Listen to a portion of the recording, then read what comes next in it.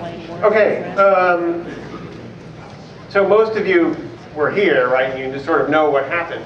So I've decided to rename this talk. It's not going to be Dr. Phil and the 2016 ACPT.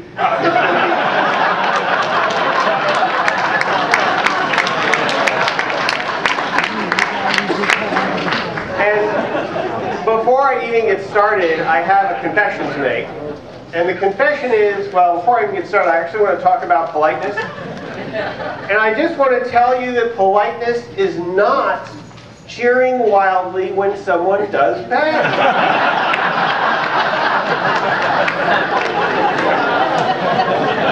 So this is the second year in a row I've had to remind you of this. So let's just take that to heart, folks. Now I have my confession. And the confession is, Dr. Phil, I apologize at some level. Dr. Phil is completely unchanged since last year. And the reason, if you want to know, the reason is actually you can blame that guy. And what has happened to me this year, and I will tell you, buttonhole me later if you want to hear more, but I actually started a business with Mark.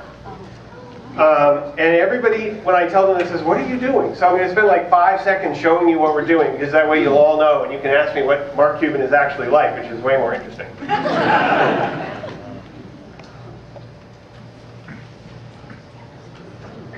So this is the Oregon Ducks playing basketball, and what's going to happen is this guy is going to get a pass and he's going to take a shot. And that's really all that's in this frame, and I'm going to play it sort of slowly.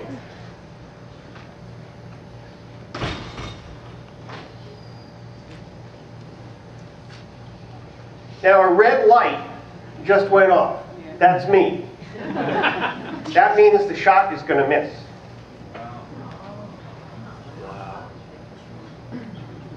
And so it does. What I'm doing with Mark Cuban, it's really going to mess up basketball, which is going to be a lot of fun for us.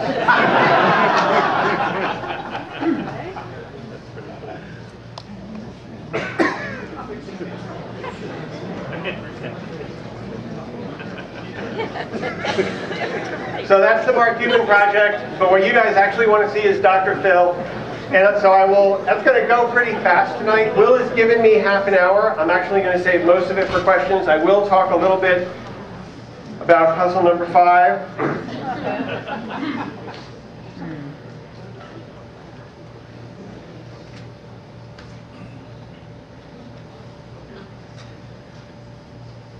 I actually was practicing this talk and I did puzzle 7 by accident. So what you're going to see, the puzzle's going to show up. Dr. Phil analyzes the clues first. They'll be in purple. It does 8 at a time because that's how many processes I can run on my machine. When it's done analyzing the clues, it fills in the words. The interface knows the right answer. So if Dr. Phil fills in a square correctly, it will be white. It will be highlighted yellow if it's wrong, and I'll get to the other colors in a minute. And you have to watch because it's going to go by pretty fast. I did get a faster computer this year. And the resolution on the screen is not good enough for me to show you the whole thing. So I can scroll around and we can take a look at stuff. What it does, it solves this puzzle in 4 seconds, and now it's checking its work. What it's actually doing is it's throwing out words and resolving the entire puzzle. And saying, well, if I leave out McEnroe, is the solution better or worse? And it turns out it's worse, so it's not actually changing anything. And it will do that until it thinks it's about at the end of the minute. Then it checks for a theme. It says, no theme I understand. It's not a rebus puzzle, so it's done. I raise my hand, I print it out, and I move on.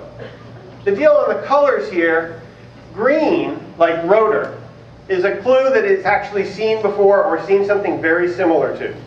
So the clue for rotor is a turbine part. Black, like afros, popular dues in the ABA, it doesn't really know why that's afros, but I'm sorry. That just means afros is a word. It truly doesn't know why it's afros. If I go to mooch, freeloader as mooch, it hasn't ever seen freeloader as a clue for mooch, but there's free and there's stuff that makes it feel good about mooch. Afros, it's at least a word, and it doesn't know what's going on, but it's a word. Purple means it really doesn't know what's going on, but this is at least a series of words. So in the clink is not in its dictionary, but in is a word, and the is a word, and clink is a word, so hey, why not? And obviously it's benefiting from the crossing words, solving this as quickly as it did, and that's the deal. Puzzle number 2, same sort of thing. Okay, it's done. Now it's checking its work again. This one, no, it was later. So it's going to check its work, everything is fine.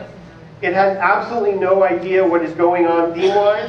It didn't in the first one either, but it doesn't matter, it's good enough, and off it goes.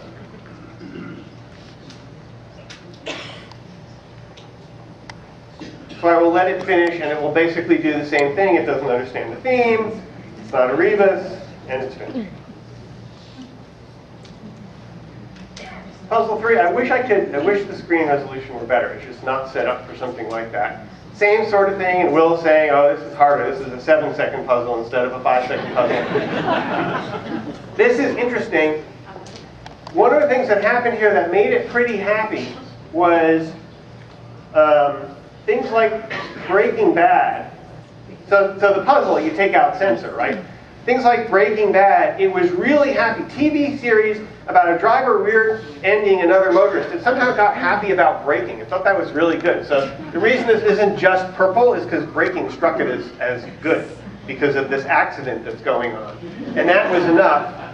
Again, it got the puzzle right on the first try. That was enough that it could actually keep going. It does actually figure out that there is a remove a letter theme going on here. It thinks the letter to remove is S, but it says, well, that showed up in 2 words. I'm going to try resolving the puzzle. So it's going to go back and it's going to resolve the entire puzzle. It's going to change nothing, but the clock will take over from 14 minutes to 13 while it does this. So when Will commented that it was thinking about stuff, that's what it was thinking about.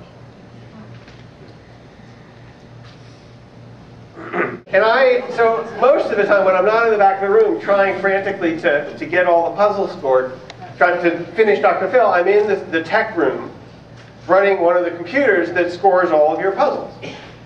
Puzzle 5 today, Dr. Phil's version, came to me, and I'm just processing all these puzzles, and I get this puzzle, and the judge has already scored it. I'm just sort of scanning it and entering the data into the database, and I say to myself, this guy had 28 minutes left, and 1/3 of the puzzle is wrong. This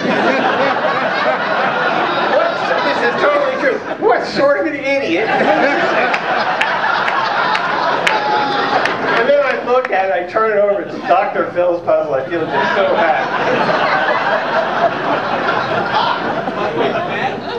Patrick Berry scored the puzzle. Yes, I think that's not an accident that Patrick actually scored this puzzle. It was not. So here is puzzle 5, and it's interesting because it gets large portions. It's gotten a lot of this right, especially initially, and then it just gets buried in a couple of sections. And Will predicted gleefully that this puzzle would be the demise of Dr. Phil, and he was totally right. It's the reason Dr. Phil is in 42nd place instead of first. But I want you guys to know how close your call was today. This kind of theme comes up a lot, where you have a word and you use this, and then it turns a corner and you use the rest of it. I put that in Dr. Phil. But only if it uses 2 words. Because I didn't think anybody would ever do this with 2 bends using 3 words. So that is why all you guys who still have a chance, still have a chance. And then puzzle 6 is back to the same.